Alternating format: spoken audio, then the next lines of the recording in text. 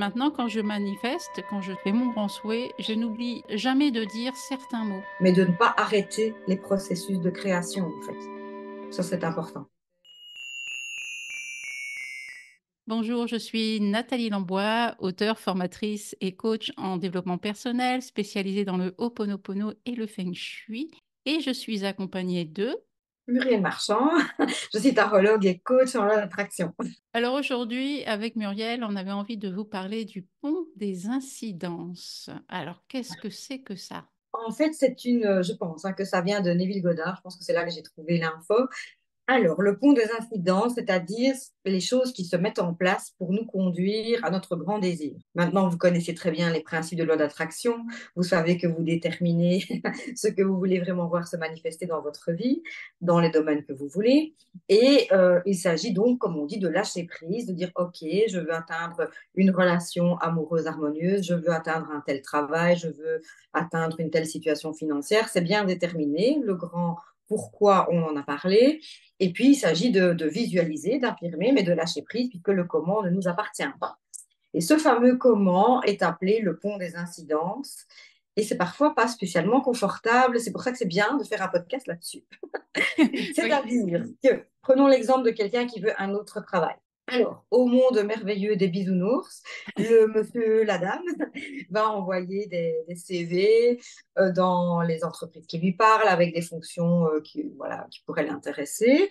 Donc, il se dit, je vais postuler, je vais être entendu, il y aura un entretien d'embauche et je vais décrocher ce boulot puisque je l'ai mis dans ma tête et que j'affirme et que je vois. Et puis, je viendrai dire à mon patron que je m'en vais et voilà, je passe de l'un à l'autre, c'est tranquille. À part que, et je vous le dis parce que c'est du vécu pour moi, j'étais dans une situation professionnelle qui ne me plaisait pas et je n'arrêtais pas d'affirmer que je ne voulais plus ça, que je voulais quelque chose de beaucoup plus épanouissant, que j'allais vers quelque chose qui me convenait mieux, etc. Et j'ai été licenciée d'un boulot où normalement, c'était pas possible d'être licenciée. Donc, vous voyez, tout est possible pour le pont des incidences. Et évidemment, quand ça nous arrive, mais ça déclenche parfois de la panique. Ça remet en question parfois notre grand désir en disant, enfin, oui, mais non, moi, c'est pas ça que j'ai demandé. En gros, quelqu'un qui demande une situation professionnelle harmonieuse ne se voit pas retomber au chômage. Ce n'est pas vraiment la même chose. Oui, Et voilà, donc, c'est ça qui nous surprend, c'est la manière dont ça se passe, parce qu'effectivement, on peut se dire, voilà, j'ai un boulot qui ne me plaît pas aujourd'hui, je me veux manifester quelque chose, un emploi harmonieux, etc. Le pont, c'est-à-dire la façon dont ça va se dérouler pour aller du point A vers le point B, c'est voilà. plutôt comme ça, c'est sinueux et on n'a pas la main dessus sur ce chemin. C'est ça. C'est-à-dire que souvent, c'est pas vraiment un pont, c'est plutôt à la nage vers l'autre rive, à contre-courant. Je ne sais pas pourquoi il appelait ça un pont. Après, ça lui appartient. Mais voilà, c'est rarement la petite promenade tranquille. Je ne dis pas que c'est chaque fois le cas, hein. Ça peut être effectivement quelque chose de fluide et qui se met bien en place, ou le fait de parler avec quelqu'un de notre recherche d'emploi.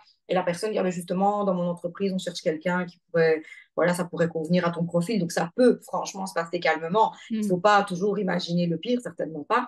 Mais voilà, parfois, en fait, si on parle de ça, c'est pour se dire de ne pas décrocher de son grand souhait si, a priori, ça se passe pas bien. Si, a priori, on est dans une situation compliquée. C'est ce fameux pont des incidences.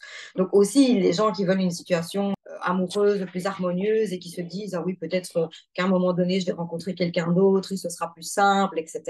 Oui, bien sûr, hein, ça peut arriver, mais ça peut aussi qu'on se fasse larguer du jour au lendemain sans avoir rien vu venir. Et quelque part, ça répond à notre souhait d'être plus libre pour rencontrer quelqu'un d'autre, mais c'est pas comme ça qu'on l'imagine généralement. Mhm. En fait, ce qui fait que ça se passe mal, c'est parce qu'on a envie de contrôler le processus. La seule chose Voilà. sur laquelle on a la main, donc, c'est le but, c'est-à-dire l'objectif qu'on s'est donné, le grand souhait. Et je vous invite à aller réécouter le podcast qu'on a fait à ce sujet, le grand souhait, vous en saurez plus là-dessus. Et de lâcher sur C'est la ça, manière dont ça va se passer. Parce que plus on résiste, plus on se dit non, c'est pas comme ça que je voulais que ça se passe, plus ça fait mal, plus en c'est plus. difficile d'aller vers son grand souhait, plus c'est difficile d'accepter de le recevoir d'une certaine manière. Parce que ce que j'ai remarqué, c'est ce qui est vraiment douloureux, c'est quand je demande une chose et que je souhaite vraiment cette chose, mais qu'elle m'arrive pas de la manière dont moi je l'ai perçue. Je voulais que Mhm. ce soit autrement. Donc maintenant, quand je manifeste, quand je fais mon grand souhait, je n'oublie jamais de dire certains mots. Je veux que ça se passe dans la fluidité, dans la Mhm. facilité. et dans la rapidité parce que je suis quelqu'un de pressé. Je connais, je connais. Donc, en précisant ça, ça permet aussi au mental de lâcher sur la manière dont ça va arriver. Ce qu'il Mhm, sait, c'est que ça va être fluide, facile et rapide. mhm, Après, les moyens d'y parvenir, je ne les connais pas. J'ajoute bien évidemment les mots du Ho'oponopono pour m'aider à lâcher aussi, pour entrer dans cette dynamique de je me détends, je fais confiance, j'ai confiance dans mon choix, dans mon objectif. Maintenant, la manière dont ça va se passer, je n'ai pas la main. Par contre, j'ai la mhm, main sur ma façon de réagir sur les propositions que va me faire l'univers, la vie ou les choses qui vont se présenter à moi. Et quand on nettoie avec le Ho'oponopono, quand on lance désolé, pardon, merci, je t'aime en boucle, en soi, en silence, parce qu'on a peur, parce qu'on appréhende, parce qu'il y a des trucs qu'on ne comprend pas, d'un seul coup, on prend du recul sur la situation et on élargit notre regard, notre perspective et on s'aperçoit que, ah oui, de cette façon-là aussi, ça peut me servir.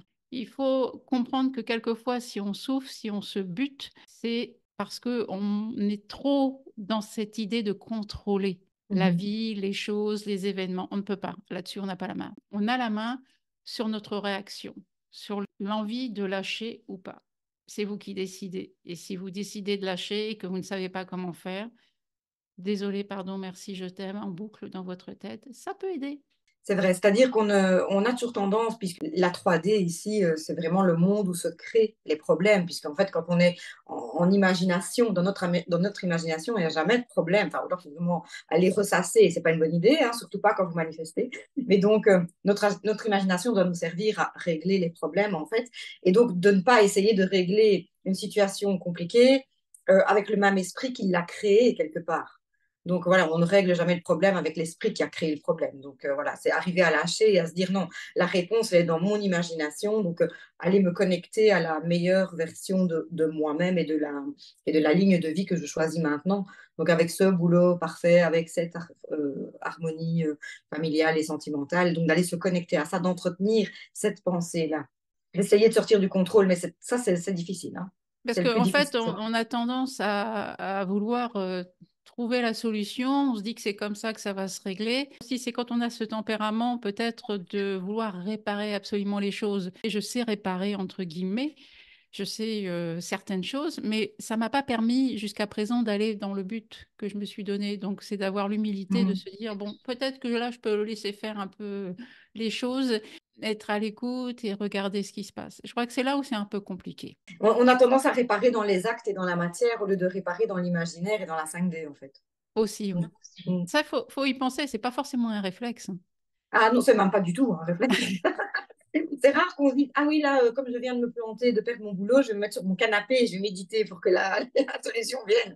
C'est très, très rare. En général, on dit non, qu'est-ce qu'on fait? On est crispé, on veut réagir, on est en réaction directement, on veut influencer les choses autrement. Ah oui, non, c'est pas ça que je voulais. Et alors, évidemment, c'est ce qu'on va activer. Donc, on active de la peur, de l'anxiété, du stress, Et qui n'est ça. absolument, ça, c'est absolument pas créateur. C'est vraiment pas des vibrations auxquelles il faut aller se connecter à ce moment-là. Maintenant, voilà, on est encore humain. Donc forcément, ça arrive. Donc moi, je dis dans ce cas-là, c'est de se laisser ce moment de chagrin, de colère, etc., laisser les choses s'exprimer, un moment déterminé, que ce soit une demi-heure ou 2 jours. Mais alors après, une fois qu'on commence à dire, voilà, maintenant j'affirme le contraire, c'est de rester très attentif à ce qui se passe dans notre tête. Quand on voit qu'on dévie de Mm. nos pensées porteuses, c'est, par exemple, voilà, non, tu n'as pas ce boulot, mais tu vois bien, là, maintenant tu es au chômage, c'est qu'est-ce que ça m'apporte? Est-ce que je vais créer à partir de cette idée-là? Est-ce que cette pensée me sert? Ben non, Mm. absolument pas. Et donc, dans ce cas-là, c'est switcher tout de suite. C'est tout de suite affirmer le contraire. Non, je vais vers un travail harmonieux, tout va très bien financièrement, etc., etc. Et affirmer, affirmer, affirmer. Jusqu'au moment où on convainc le subconscient que c'est une croyance. Voilà, on crée une nouvelle croyance, mais cette fois-ci, on C'est la ça. crée nous-mêmes et on ne la subit pas de notre éducation ou de la société. Et ça ne veut pas dire non plus qu'on doit rester à rien faire. L'idée, c'est de passer à l'action, mais l'action inspirée, pas l'action de Mhm. la peur qu'on a l'habitude d'avoir, cette réaction, comme tu dis, l'impulsion qu'on a, on reçoit sa lettre de licenciement, tout de suite, qu'est-ce que je fais? Alors oui, il faut agir, on est d'accord, il faut passer à l'action, chercher à comprendre ce qui se passe, peut-être, effectivement. Ou alors, on peut se donner un moment de pause et d'intégrer l'information, parce que je pense que c'est là aussi où on part en panique. c'est parce qu'on ne se donne pas le temps d'intégrer les données. On voudrait tellement que ça ne soit pas arrivé que on va faire plein de choses pour faire comme si c'était pas possible. Non, c'est pas là. Mais si, Mhm. c'est là. Et ça, c'est de s'autoriser à intégrer l'information. C'est pas forcément un réflexe qu'on a. Quand je le fais, je m'aperçois du bien-être et aussi des solutions qui vont apparaître, qui sont complètement en rapport et qui vont m'aider à dépasser la situation. Vraiment, là, je me dis, mais c'est fou. Il faut vraiment entrer dans cette dynamique. Pourtant, nous, on a l'habitude, on a les outils, on sait ce qu'il faut faire, mais de temps en temps, on se laisse rattraper par le mental Bien sûr, bien sûr. Mhm. et ça nous rend encore plus humains. Et là, on se dit, waouh, le piège dans lequel je suis tombée, mais on en a conscience. Donc, on sait qu'à un moment donné, on peut lâcher ça. J'ai paniqué, c'est pas grave, je m'autorise à avoir eu cette réaction, je n'ai pas à culpabiliser de ça. Maintenant, je reviens en moi, méditation, Ho'oponopono, balade en forêt, ce que vous voulez, pour un moment pour vous faire du bien et revenir là et relativiser la situation. Et de trouver des solutions à partir de ce que j'appelle le cœur, le moi profond, au lieu des C'est ça. peurs du mental. Alors, je ne dis pas qu'il est inutile, ce mental, hein, bien sûr, hein, c'est lui qui va nous permettre de contacter, de faire des CV, de lister des entreprises, etc. On est d'accord. Mais c'est la manière dont il le fait qui n'est pas agréable. C'est dans le Mhm. stress, on peut avoir mal au ventre, on peut avoir des insomnies, etc. Et ça, c'est pas l'objectif de vibrer dans ces émotions, dans cette énergie-là. C'est plutôt de se dire que tout ça, ça peut se dérouler de façon beaucoup plus fluide. Oui, on peut avoir peur, mais la peur, on la met un peu là de côté, on la regarde et dit, je sais, j'ai peur, il n'y a pas de souci, j'ai bien compris ce qui se passait.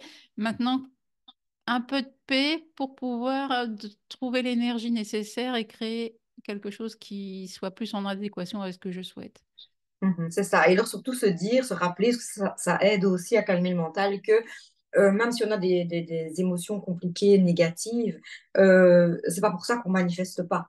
Donc, ok, on ne va pas se dissocier de ce qu'on vit. Voilà, il y a des émotions négatives, mais continuer d'affirmer le contraire, de visualiser le contraire, de scripter si c'est la technique qui vous aide le plus en manifestation, mais de ne pas arrêter les processus de création, en fait. Ça, c'est important. Si vous êtes dans la dynamique de créer par l'écriture, de manifester par la méditation, par exemple, de continuer malgré les événements. Et je dirais, plus ça va mal, plus il faut Il insister. faut Parce insister. que le chemin est bizarre par moment, on est bien d'accord, mais c'est un chemin. Il n'est pas toujours Le pont facile des à incidences. le fameux pont des incidences. Quelquefois, on se dit, mais on est vraiment obligé de passer par ça? Apparemment, puisque si on ne le fait pas, eh bien, la vie ne change pas, puisqu'on reste dans cette fameuse zone de confort, qui n'est de confortable que son nom. Et du coup, on ne se dépasse pas et on ne va pas voir d'autres routes qui sont certainement plus faciles pour obtenir ce que l'on souhaite. C'est ça le truc. C'est que ce fameux pont des incidences nous oblige à nous sortir de notre train-train et d'aller bah là, on n'avait pas encore envie de mettre le nez, mais on sait que peut-être, oui, bah voilà, maintenant j'y suis, il faut que je passe par ça. Mais c'est pas négatif du tout, hein. C'est vraiment des peurs que l'on a, c'est la peur de l'inconnu, c'est la peur d'être jugé aussi qui fait qu'on va pas prendre d'autres chemins. C'est des peurs comme ça très anciennes qui sont réveillées et finalement, une fois qu'on a passé ces caps-là, on se dit, mais waouh, pourquoi j'ai pas fait ça plus tôt? Mhm. Ouais, non, ouais, c'est vrai, bien sûr. Puis en général, hein, quand on regarde ce qu'on a manifesté et le chemin donc, que ça a pris, on est parfois très, très surpris du chemin que ça a pris. On n'aurait jamais pensé passer par là. Mm. Et parfois, ça peut être dur ou pas dur. Et parfois, c'est pas dur, mais c'est extrêmement bizarre. On se dit, si j'avais voulu créer la situation, j'aurais pas pu. Non. Il se passe des choses tellement dingues, quoi. Même positives, hein, même positives. Exactement, il y a des choses qui se mettent en place, on se dit, mais bon, on y va, on ne sait pas où on va, mais on y va, hein. Et quelquefois, ça fait peur, d'autres un peu, pas trop peur, mais ça paraît pas cohérent, tout simplement. On se dit, mais Mhm. pourquoi ça? Et puis, on finit par comprendre au bout de quelques temps que, ah oui, finalement, c'était comme ça qu'il fallait faire. Voilà. Ouais, ça nous mène quand même vers ce qu'on veut, en Donc, développer la confiance en vous, en vos choix, c'est pas votre fait. grand souhait qui est à remettre en cause, c'est plutôt cette idée que quelquefois on reste coincé dans cette zone de confort, dans nos croyances que si on change, eh ben waouh, peur que tout dégringole. La vie nous prouve le contraire régulièrement. Merci Muriel de nous Avec avoir plaisir. partagé ta vision. Merci à tous de nous avoir écoutés et surtout, n'hésitez pas à nous poser des questions en commentaire. Posez vos questions, on est ravis de communiquer avec vous et d'échanger sur ce sujet. À très bientôt, Muriel. À Merci encore. bientôt. Merci à vous.